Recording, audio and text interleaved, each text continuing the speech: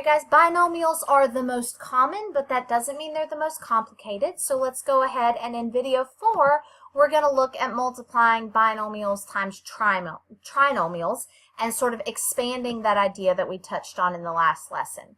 So like I said, FOIL only works if it's a binomial times a binomial. So since we've got a third term over here, we're going to have to just rely on that distribution. So remember, distribution just means you're taking something that you're multiplying and you're multiplying it by everything inside of parentheses. So I'm going to take 2b and I'm going to multiply it by 5b squared, by negative 3b, and by negative 1.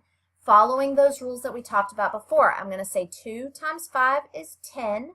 There's an understood 1 here, so b to the first times b to the second is b to the third, because I'm saying 1 plus 2.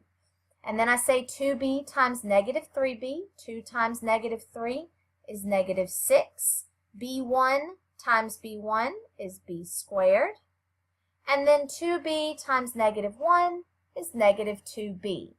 Then I'm going to multiply that 4. Please be careful. Make sure you distribute both of the terms in this first polynomial. So 4 times 5b squared is 20b squared, because 4 times 5 is 20, and the b squared doesn't have anything to be multiplied with. 4 times negative 3b is going to be negative 12, and then I've still got that b. And then 4 times negative 1 is negative 4.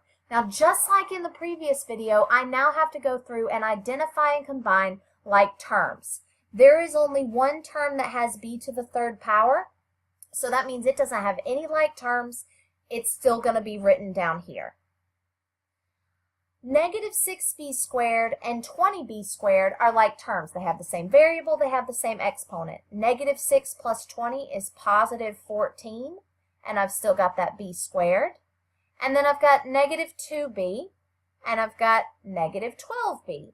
Those are like terms. They have the same variable, and both of them have an understood exponent of 1. Negative 2 and negative 12 is negative 14b. And then I've got that constant, and there's only one constant, so it's going to end up right here. And that is my answer. So yeah, it looks scarier, it's more complicated, but if you remember your distribution rules, it's still just distributing. All right, that's all I've got for you. So you guys try a couple. Make sure you check your answers on the website or on the key in the classroom, and I will see you for the next video.